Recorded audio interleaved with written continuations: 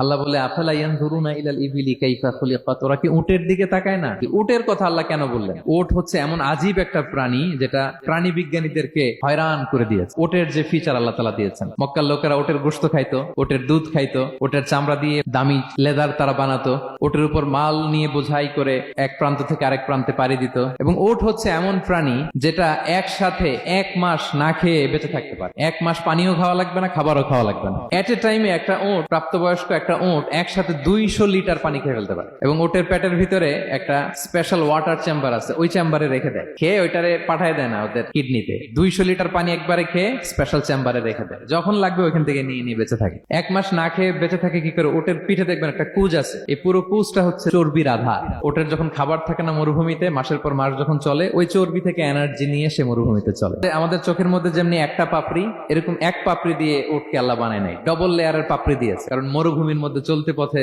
লু হাওয়া থাকবে, মরুভূমির সাইমুম, বালুর ঝড়, এই ঝড় মোকাবেলার জন্য, লু হাওয়া মোকাবেলার জন্য ডবল লেয়ারের চোখের পর্দা। একটা পর্দা ফেলে রাখে আর একটা খুলে সে হাঁটতে থাকে, তার কিছুই হয়। সুবহানাল্লাহ। এবং মরুভূমির মধ্যে যে ক্যাকটাস আছে, গুলমলতা, বড় বড় কাঁটা জাতীয় গাছ, যেই কাঁটা পৃথিবীর কোনো প্রাণী খেতে পারবে না, কিন্তু একটা উট অনায়াসে খেয়ে ফেলতে পারে।